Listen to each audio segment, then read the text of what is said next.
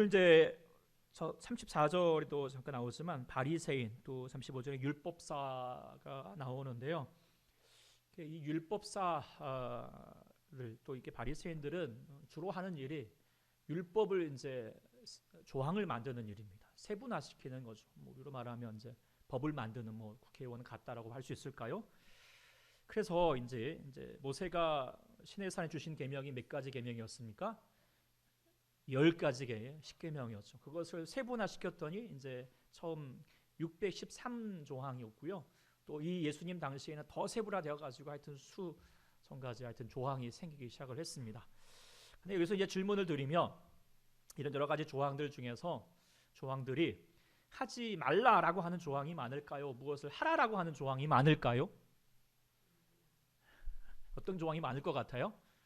여러분들이 이제 자녀를 키우면서 하는 말처럼 뭐예요? 하지 말라라고 하는 조항이 많아진 거죠. 한 배 이상은 많습니다. 그래서 이제 우리가 그런 내용이 복음서에도 보고 있으면 마태복음 12장에 보면 이제 제자들이 보리 이삭을 이렇게 비볐잖아요. 이것도 하지 말아야 될 거예요. 왜냐하면 이게 추수행위와 같다. 그래서 죄악시 여겼죠. 뭐 여러 가지 뭐 내용들이 많은데 예를 들어서 못에 묻은 먼지도 털지 말라라고 했고요. 글자를 쓰더라도 두 글자 이상은 쓰지 말라. 한 글자는 되나 봐요. 어쨌든. 그리고 이제 재밌는 것 중 하나가 지금도 그래요. 이스라엘에 가게 되면 안식일에는 엘리베이터의 이 버튼 층수를 누르지 말라라고 하는 거예요. 왜 그런가? 좀 복잡한데 원래 이제 중요한 법칙 중에 하나가 6월절에는 6월절이 아니라 안식일에는 불을 피우지 말라는 거예요. 그런데 이 버튼을 누르는 순간 전기 스파크가 일어나면서 이게 작동이 되니까 이게 마치 불을 피우는 행위와 같다라고 여기게 된 거죠. 그래서 이게 누르지 말라는 거예요. 그럼 어떻게 해야 될까요? 계단으로 올라가야 될까요? 또 이게 많이 오르면 안 되거든요. 네. 그래서 어떻게 하냐? 6월절 이렇게 안식일에 가면은 엘리베이터가 안식일에는 다 서요. 그냥 층수마다 다 서요. 그래가지고 자동으로 서서 거기 이제 이렇게 내리면 되는 것처럼 하는 거죠. 대단하죠? 네. 이제 우리가 유대인들에 비하면 약하지만 우리도 예전에 주일에 하지 말라는 게 은근히 많았잖아요. 그래가지고 시장에 가면 장 보면 안 되고요. 네, 우리가 외식 안 되고요.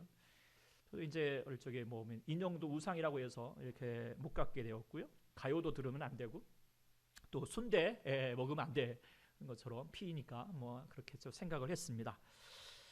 이렇게 이제 세세하게 모든 걸 나누고 뭐 이렇게 계명을 이제 다 이런 마음들이 계명을 나름 지키고자 하는 귀한 마음이겠죠. 근데 문제는 뭐냐면 내용이 복잡해질수록 본질이 흐려진다는 것입니다. 정작 더 중요한 것을 놓치게 된다는 거예요. 신앙생활에서 우리가 잘 하려면은 가장 중요한 것은 본질을 붙잡아야 되는 거거든요. 근데 이게 본질에 흔들림 없이 붙들면 나머지 부분들에 대해서는 자유해지는 거예요. 그래서 진리가 너희를 자유케 하라라고 하는 진리를 붙들라, 본질을 붙들라는 거거든요. 그런데 본질을 놓쳐버리면 비본질적인 것들에 얽매이게 되고요. 그래서 신앙생활이 피곤해지는 것이죠. 그래서 이런 식으로 지금 율법사들이 나름 뭐 자기는 이제 하나님에 대한 열심으로 율법을 세분화시켰는지 모르겠지만 사람들을 얽매이게 하는 그런 역할을 하고 있는 거죠. 그 가운데 이제 율법사가 예수님을 향하여서 시험하기 위해서 나와왔습니다. 그래서 말하기를 율법 중에서 어느 계명이 크니까라고 질문을 던졌죠.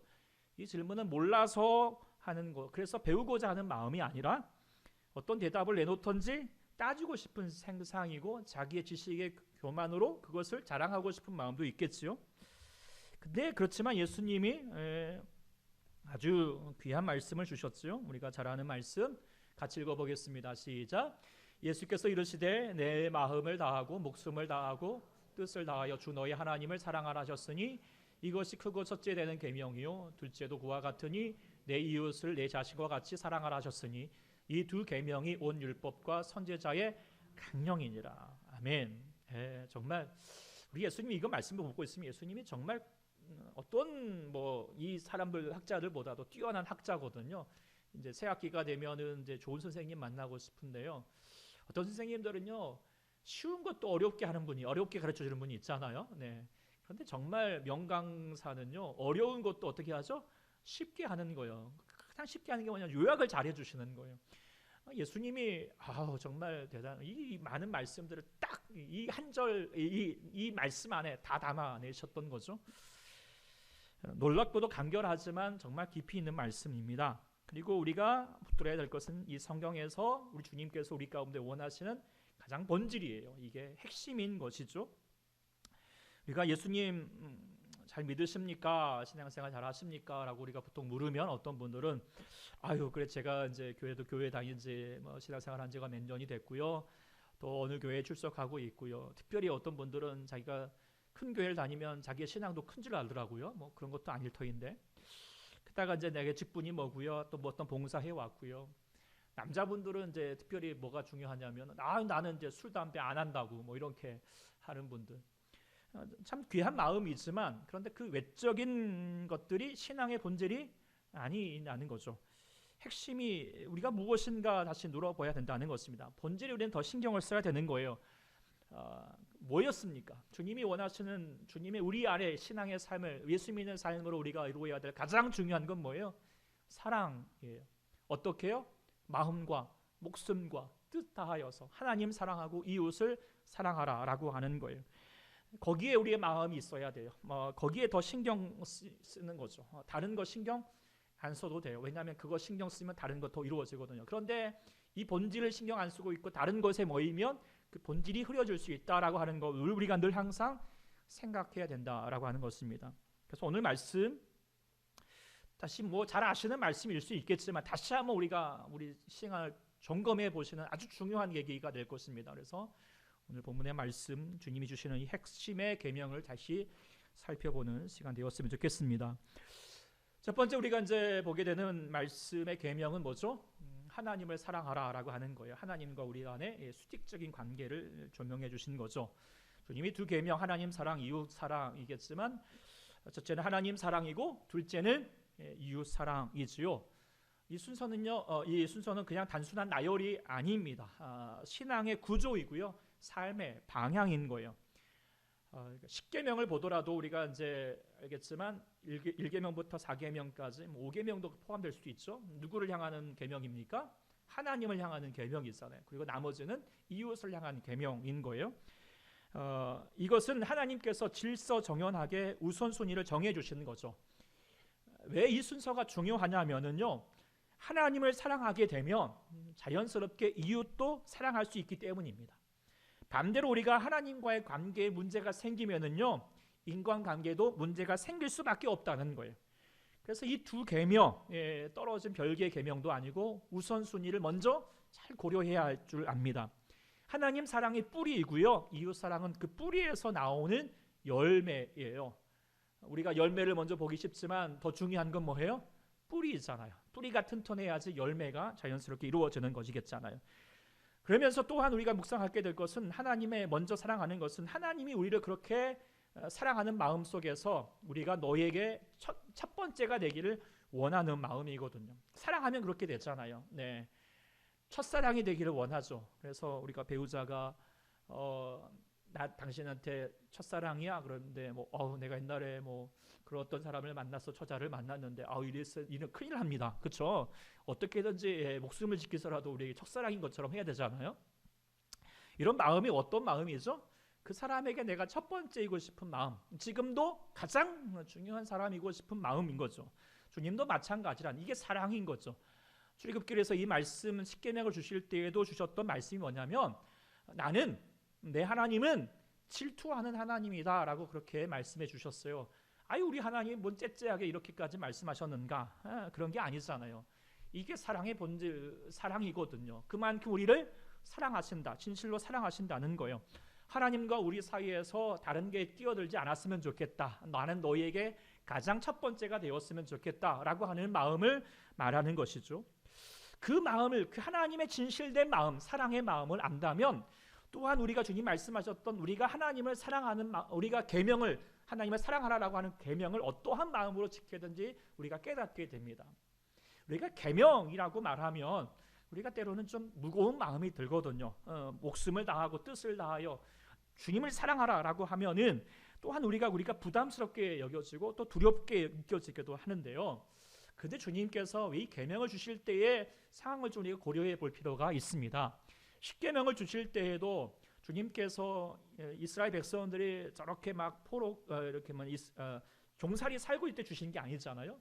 그들을 하나님의 권능으로 해방시켜 주셔서 출애굽한 다음에 하나님의 구원하심 속에서 주셨던 말씀인 거죠.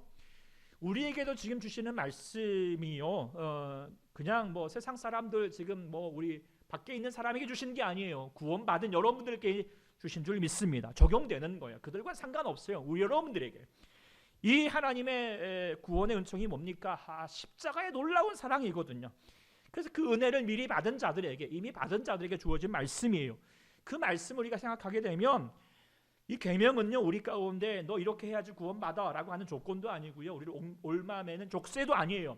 구원받은 은혜, 사랑받은 저희로서 우리가 다시 한번 주님 앞에 드릴 수 있는 또한 이것도 생각해보면 특권인 줄 믿습니다.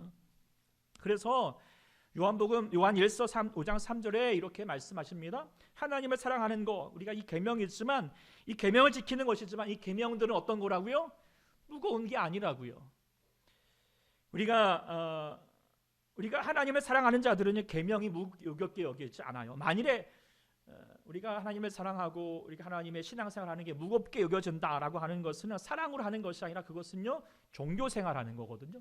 종교는요, 종교가 만들어내는 것은 두려움이고 또 두려움 때문에 종교를 만들어낸다라고 세상 사람들은 얘기한단 말이에요. 주님은 그런 뜻 가운데 행하신 것이 아니라는 거예요. 우리가 이거 안 하면 너 벌 받고요, 너 이거 안 하면 지옥 가, 이런 식으로 몰고 있는 것 주님이 원하시는 뜻이 아니에요. 우리 가운데 먼저 내가 너를 사랑했으니까 너희도 나를 좀 그렇게 사랑했으면 좋겠다는 것이죠. 그래서 4장 18절에 말했죠. 사랑 안에는 뭐예요? 두려움이 없어져요. 네, 두렵지 않게 되죠. 그러면서 기쁨으로 즐거움을 하게 돼요. 왜요? 우리가 하나님을 사랑하는 것은 우리 하나님께서 먼저 나를 사랑하셨기 때문이죠. 이게 일방적인 강요가 아니라 먼저 받은 사랑 때문에 자연스러운 반응이 되는 것이죠. 그것이 신앙의 본질이어야 할 줄 믿습니다. 그래서 이것을 잘 보여주고 있는 내용, 하나님을 우리가 어떻게 사랑할 것인가 라고 하는 것을 잘 보여주고 있는 것이 복음서에서 이제 보게 있으면 옥합을 깨트리는 사건의 비유, 이 사건의 비유가 아니고 이 사건의 내용, 복음서 전체가 다 나오죠. 십자가를 이제 불과 이틀 아래 앞둔 시점이고요. 근데 이 사건에 대해서는 예수님께서 아주 중요한 말씀을 하셨어요. 말하기를 이 복음이 이제 전파되는 곳에는 이 여자가 행한 일 말하여 기억하여라, 이런 말씀을 하신 적이 없거든요. 왜 주님께서 정말 뭐 소위 말하면 흥분할 정도로 이렇게 귀하게 여기셨을까? 지금 이 옥합의 가치가 당시에 이제 300데나리온, 그러니까 말하면 이제 1년치 봉급이거든요. 그러니까 꽤 상당한 돈이고요. 뭐 이 여인이 이제 결혼을 하기 위해서 모았던 재산이라고 말할 수 있을 것 같아요. 자기의 미래이죠. 그런데 그것을 깨트렸어요. 그랬더니 이제 가룟 유다가 경악을 했죠. 왜 이걸 허비하느냐? 이걸 팔아서 차라리 가난한 사람들에게 나눠주는 게 낫지. 이게 이 뭐하는 짓이냐? 이렇게 낭비하느냐라고 말은 그럴듯한데요. 그런데 예수님의 판단은 달랐던 거예요.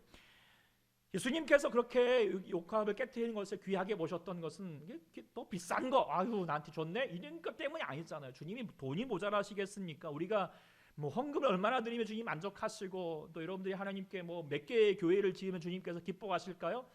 다윗이요, 뭐 자기의 평생을 달아서 막 성전을 짓는다 해도 주님 기뻐하지 않으셨어요. 그거 원하지 않으셨어요.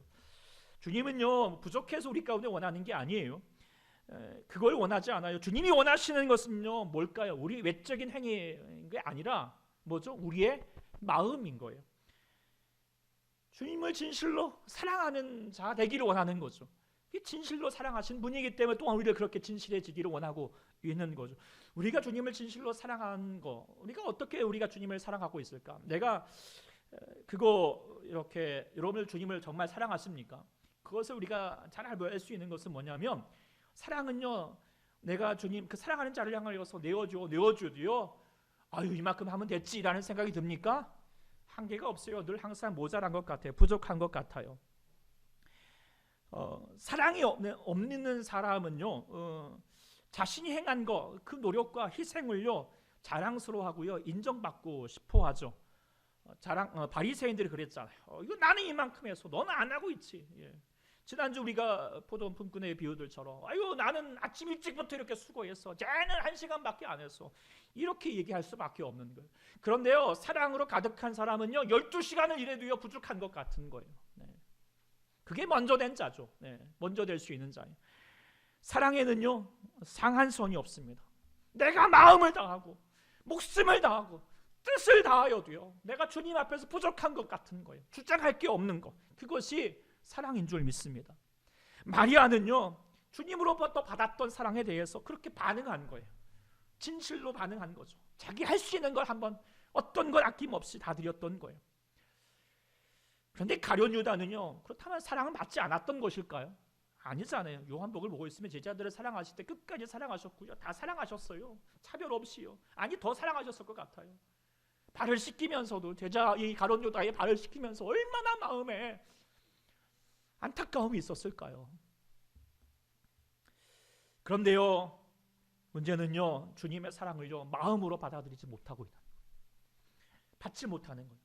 사랑을 사랑으로 우리가 받을 수 있는 것도 은혜라고 생각하게 됩니다. 그런데 그러지 못하는 게 너무 안타까운 것 같아요. 어떤 사람은요 우리가 정말 이 사랑 받지 못하여서 사랑이 부족한 사람도 너무 참 안타까운 인생이 될 수밖에 없겠지만, 사랑 받는데도 불구하고 그게 사랑인 줄 몰라서 사랑이 부족해 버린 사람, 우리가 뭐 부모님의 사랑이든지 우리가 주어지는 뭐 지금 우리가 예배드리는 가운데에도 하나님 우리 가운데 사랑하시는데 그게 사랑인 줄 모르는 거예요. 누리질 못해요. 이것만큼요 안타까운 게 없어요. 이게 이런 의외의 모습들, 이런 가룟 유다와 같은 모습들 의외로 많은 거예요. 그러니까 주님 앞에 사랑을 드리지 못해요. 사랑이 모자라나요? 그러지 않아요. 주님의 사랑은 모자라지 않아요. 넘치거든요. 가룟 유다는 3년 동안 동고동락하면서 사랑받아도 사랑인 줄 몰랐어요. 그러나요 마리아는 짧은 시간 속에도요 예수 그리스도의 그 진실한 사랑을 누렸던 거예요. 그래서 시간 가는 줄도 모르고 예수님 발 앞에서 말씀을 들었던 거예요. 사랑에 빠졌던 거죠. 네. 그러면서 빠지면서 하늘로부터요 그 사랑이 마음 안에 채워졌어요. 그리고 그 다음에 그 사랑의 힘으로 저절로 하나님 말씀하신 계명의 삶으로 나가는 거죠. 마음을 다하고요, 목숨을 다하고요, 뜻을 다하여 자기가 할 수 있는 것을 다 들여서라도 주님을 사랑합니다 라고 하는 삶의 모델을 가졌던 모습을 볼 수 있게 되는 거죠. 신앙은 딴 게 아니에요. 뭐예요? 사랑이에요. 사랑. 사랑은요 분석하는 게 아니잖아요. 사랑하게 되면 어떻게 하죠? 따지는 거죠. 예. 여러분들 뭐 사랑할 때, 여러분들 배우자 만날 때 아유 내가 수많은 남자 수많은 여자 중에서 딱 보니까 야 내가 만나는 사람 중에서 저 사람이 재력이 있고 저 사람 좀 많이 배웠고 내가 이만큼 투자했을 때 저 사람은 투자 대비 이만큼 내가 거둘 수 있을 것 같다 해가지고 분석해가지고 그래 저 사람은 내가 사랑하자라고 사랑했습니까? 아무 말 안 하는 분이 그렇겠습니까? 아니잖아요. 왜 사랑하셨어요? 왜 요즘 모르겠어요 이렇게 말하죠. 네. 근데 그게 사랑이에요. 사랑은요 이유가 없어져요. 조건이 없어지잖아요. 주변에서 보면은 뭐 하여튼 말도 안 되잖아요. 뭐 어떤 뭐 하여튼 뭐 1시간이 넘어도 막 그렇게 데려다주고 막 이렇게 왔다 갔다 하고 막 미친 짓인 것 같은데도 그걸 하잖아요. 네. 왜요? 사랑하면 못할 일이 없어요.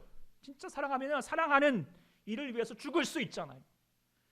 사랑이라는 것이 그래서 희한하지 않아요. 하나님 사랑하는 것도 마찬가지예요. 우리가 하나님과의 관계 속에서 교리적으로 뭐 만나거나 지식적으로 만나거나 뭐 이성적으로 뭔가 이렇게 생각해서 만나는 것은요 그렇게 하면 그 신앙은요 아직도 갈 길이 먼 거예요. 하나님과 사랑이 이루어지려면, 하나님과 이 신앙의 삶을 잘하려면 하나님과의 관계가 이루어져야 돼요. 감정이 일어나야 돼요. 사랑의 감정 빠져들어야 돼요. 네. 물론 감정적으로만 하는 것은 아니지만 그러나 이게 분명히 있어야 돼요. 너무 생각만 해도 주님만 생각해도 언제나 서나 주님 생각 너무 좋거든요. 그 은혜가 있길 소망합니다. 예배도 마찬가지예요. 하나의 의식으로서 우리가 순서에 따라서 하는 거 이거 기념식 아니에요. 네. 사랑의 고백의 시간이에요. 나눌 수 있는 시간이에요. 마음을 다하여서 하나님 주님을 그렇게 하면은요 이게 형식적인 것이 아니라 의무적인 것이 아니라 주님과 만나는 그 너무 귀한 시간이 되고요 즐거운 시간인 줄 믿습니다. 네. 우리가 주님을 그렇게 뜨겁게 사랑할 수 있는 자가 될 수 있기를 소망합니다. 네. 어떻게요? 마음을 다하고 뜻을 다하고 목숨을 다하여서 이게 부담되지 않고요. 귀한 마음을 가지고 이게 신앙의 본질임을 기억하여서 사랑하는 여러분들도 주님을 사랑하십니까? 사랑에 빠지셨나요? 주님께 반하셨습니까? 아유 주님만 생각하면 너무 좋고 이럴 수 있는 은혜 꼭 놓치지 않는 주님을 사랑하는 그 기쁨을 놓치지 않는 자가 될 수 있기를 축복합니다. 두 번째로 주셨던 계명은 이웃을 사랑하는데 먼저 하셨던 말씀이 뭐였죠? 내 자신과 같이 사랑하라라고 하는 전제를 이야기해 주셨죠. 이웃을 사랑하라면 반드시 나 자신을 바르게 사랑할 수 있어야 합니다. 자기를 사랑하지 않는 사람은 이웃을 제대로 사랑할 수가 없어요. 자기를 존중히 여기지 않는 사람, 자존감이 부족한 사람이 다른 사람을 존중히 여길 수 있을까요? 그렇지 못하는 거예요. 그런데 자기를 사랑하는데도요 중요한 게 달라질 수 있다는 거예요. 자기 사랑의 두 종류가 있어요. 하나는 병적으로 자기애가 있고요. 또 다른 하나는 건강한 자기애가 있어요. 디모데후서에 보면은 말세의 징조 중에서 가장 먼저가 자기를 사랑할 것이라고 얘기를 했어요. 이것은요 병적인 자기애예요. 이기적이고요, 자기중심적이고요. 이게 심해지면 자기 숭배와 자기 몰두와 자기 집착에 빠지게 되죠. 또 이걸 반대로 보면은 자기 자신을 너무 미워하고 학대하는 것들 같은 뿌리에서 나오는 거예요. 자기를 용서하지 못하고 수치심에서 헤어나지 못해서 극단적으로 자해를 하거나 극단적인 선택을 하거나 자기 계속하여서 나는 안 돼 우울증에 빠진 것도요 같은 거예요. 자기를 삐뚤어지게 사랑하는 거죠. 건강한 자기애는 다릅니다. 건강한 자기애는 있는 모습 그대로의 나를 받아들이는 거죠.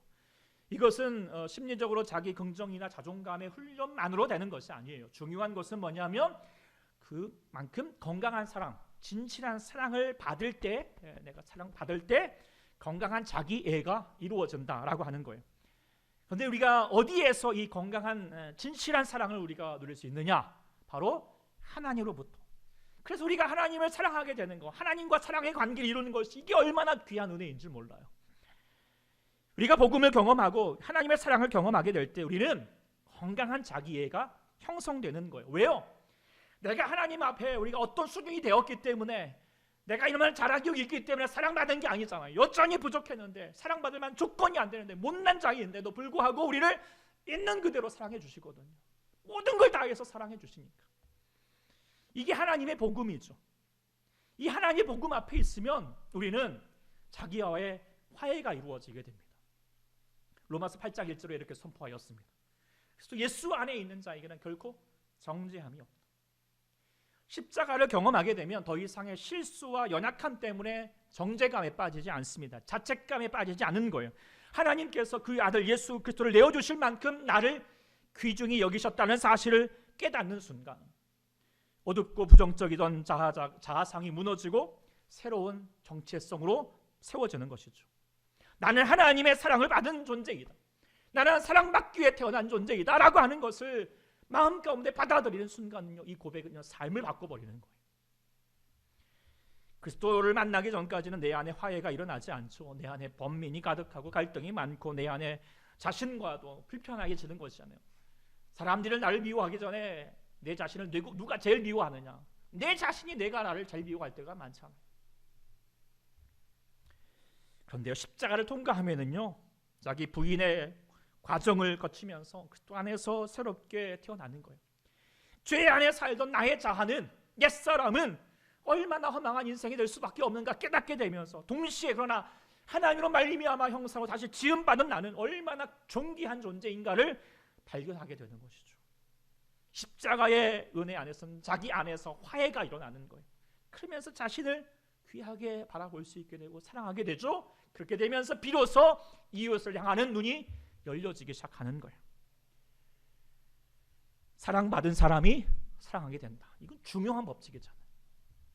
그런데 하나님 우리를 먼저 사랑하게 되면 그 놀라우신 풍성하신 사랑이 우리 가운데 있게 되면 내 안에 흘러들어올 때 나도 모르게 그 사랑이 흘러나와서 이웃을 사랑하게 되는 것이죠.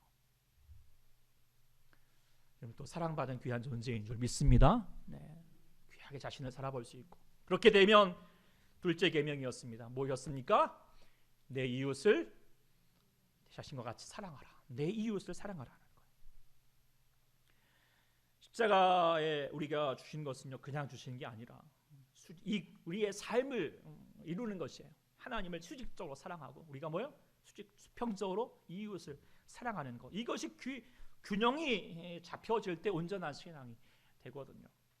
한국 교회는 전통적으로 수직적인 신앙이 강할까요? 수평적인 신앙이 강할까요? 수직적인 신앙이 강한 것 같아요. 새벽도 막 일어나서 하나님께 나아가고 막 예배를 드리고 뭐 이런 한국 교회만큼 뭐 이렇게 부흥회도 하고 요즘 많이 못 하고 있지만 얼마나 귀하게 사랑합니까? 그런데 수평적인 관계, 이웃 사랑의 실천은요 좀 아직 갈 길이 먼 것 같아요. 주님은 우리가 열심히 주님을 사랑하고 열심히 주님을 예배하는 만큼 열심히 또한 이웃을 사랑해야 된다라고 말씀하고 있는 거예요. 우리가 어떻게 이웃을 사랑할 것인가? 뭐 다른 말씀보다도 올해 우리에게 주셨던 말씀, 주제 말씀 다시 한번 읽어보겠습니다. 외우셔야 되는데 좀 이따 다시 한번 읽을 거예요. 시작.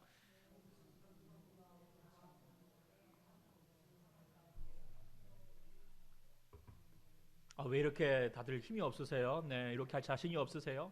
다시 한번 마음을 담아서 내가 이렇게 살아보리라. 함으로 다시 한번 시작. 모든 겸손과 온유로 하고 오래 참음으로 사랑 가운데 서로 용납하고 평안에 매는 줄로 성령이 하나 되게 하신 것을 힘써 지키라. 할렐루야. 네. 이게 주님이 말씀하신 바고요. 우리가 지금 마태복음을 계속 묵상하고 있는데 마태복음에도 계속 원하시는 거예요. 주님이 너 용서 몇 번에 몇 번까지? 7번에 70번까지 한없이 하라는 거예요. 왜 그렇게 하라고 했습니까? 우리가 지난 말씀 보였지만 우리가 어떤 자요? 1만 달란트 빚진 자거든. 갚을 길 없는. 그런데 주님이 그걸 탕감해 주셨어요. 그러면 당연스럽게 나에게 물론 상처 주는 사람, 힘들게 하는 사람 밉죠. 그러나 어떻게 해야 돼요? 용서하는 것은, 용납하는 것은 당연한 거다. 그걸 더 나아가게 되면 우리가 다시 한번 그 하나님이 용납하는 삶은요 마음이 넓어지는 온유한 모습이거든요.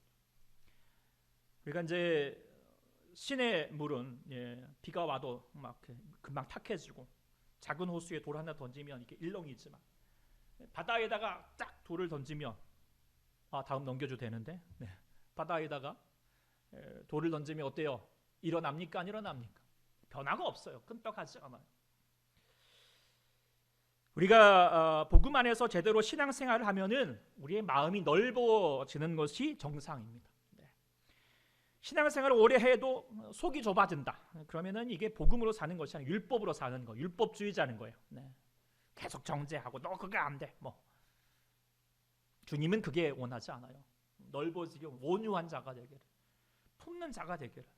사도행전 1장 8절에도 주님이 복음이 성령이 너희에게 임하시면 너희 권능을 받아. 그러면 예루살렘 온 유대와 어디까지? 사마리아. 사마리아는요 당시에 사람들에게 원수 같은 놈들이거든요. 비우는 사람. 뭐 저런 사람들 상종하기도 싫은 사람이에요. 그런데요 그런 사람도 어떻게 해요? 복음을 전하. 복음을 전하는 게 뭐예요? 사랑하는 거예요. 그게 능력이에요. 성령의 능력이에요. 다른 게 안 되죠. 다른 게 능력이 아니라 저 상종하고 이해가 안 되는 사람, 생리적으로 나랑 맞지 않는 사람, 원수 같은 자라도 품을 수 있는 사람, 그 온유한 심령, 바다같이 넓은 심령이 하나님이 주시는 능력인 줄 믿습니다. 그걸 실천해 가는 거죠. 주님이 우리 가운데 계속 말씀하시는 것은 우리가 사랑할 수 있는 사람만 사랑하는 거? 아니다. 뭐예요? 사랑할 수 없는, 사랑하고 싶지도 않은 원수 같은 자들 향하여서 어떻게 하라고 그랬죠? 그를 박해하는 자들 향하여서 기도하여라. 넘겨주셔야 돼요. 원수를 우리가 저놈 그냥 없애버리는 게 목표가 아니라 어떻게 돼요? 내 안에 원수가 사라지는 거예요. 어떻게 사라지는 거예요? 내 안에 미워하는 마음. 그 사람을 갚아주고 싶은 내 용서 못해. 내가 상처. 그런데 주님의 사랑이 내 안에 물부터 부어지게 되면 어떻게 되죠? 그 미워하는 마음이 눈노도 사라지는 거예요. 그리고 예수 내가 저 사람을 위해서도 기도해야 될 것 같고 저 사람도 내가 만났던 예수님을 만났으면 좋겠다라는 마음을 갖는 것. 이건 그냥 사람이 행할 수 있는 게 아니잖아. 사랑의 힘이에요. 물론 쉽지가 않아요. 그렇죠? 제가 옆에서 강조하라고 원수를 사랑하셔야 됩니다 한다고 되는 게 아니에요. 금방 되는 것도 아니에요. 그래서 어떻게 한다고 그랬죠? 오래 참음으로, 인내함으로. 그래서 예수님도 그걸 보여주셨어요. 세상에 있는 자기 사람들을 사랑하되 끝까지 사랑하셨다. 제자들에게도 보고 있으면 얼마나 못난 놈들이에요. 나 같으면 이구 가룟 유다 몰라면 몰랐지. 예수님은 다 아신데도 불구하고 뭐예요? 끝까지 붙는 거예요. 끝까지. 우리도 사랑하다가 그만두어서는 안 된다는 거예요. 우리의 삶에 남는 것은요 결국 사랑뿐이라고 하대요. 죽을 때 깨닫게 된다고 하네요. 내가 사랑하지 못했던 게 너무 되게 미안하고 안쓰럽고 후회가 되고, 그러나 내가 남는 거 뭐예요? 그 쭉 사랑했던 시간만 남게 되잖아요. 주님께도 마찬가지겠죠. 그래서 우리 후회 없도록 사랑해야 됩니다. 후회 없도록. 그래서 다시 올 한 해 주제 다시 한번 여기 있습니다. 한번 해보겠습니다. 시작. 모든 겸손과 온유로. 안 보이세요?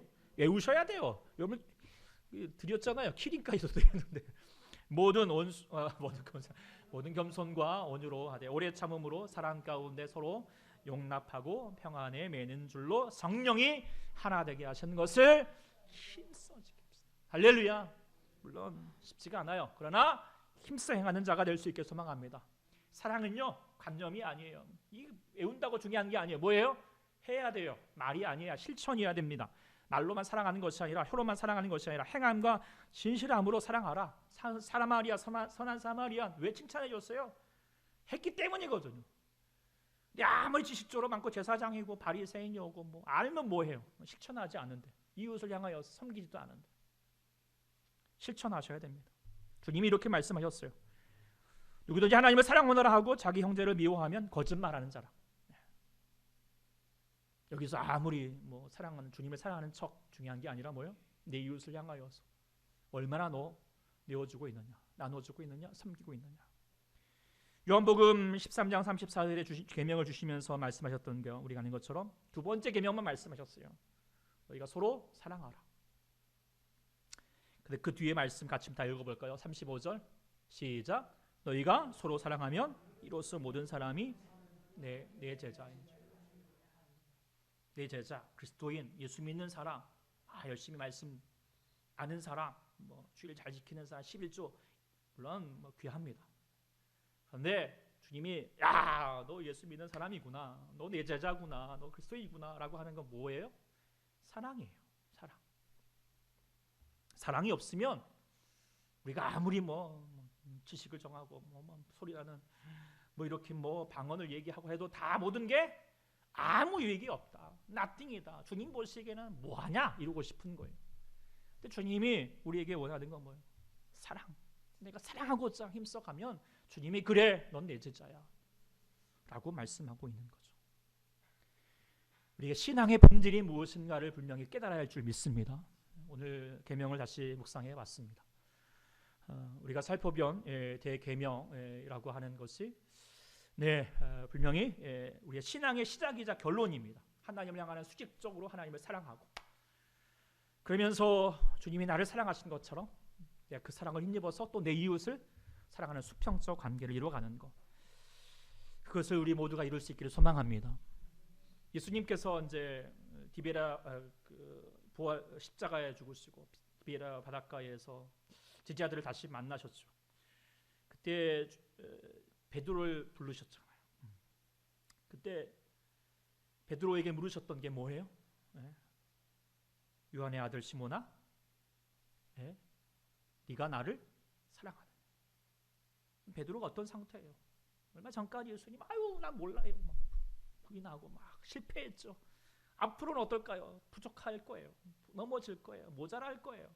주님 아무 상관없어요. 중요한 질문만 하시는 거예요. 가장 너에게 중요한 질문 뭐요? 그 상관없다. 괜찮아. 근데 뭐요? 너 나 지금 사랑하느냐?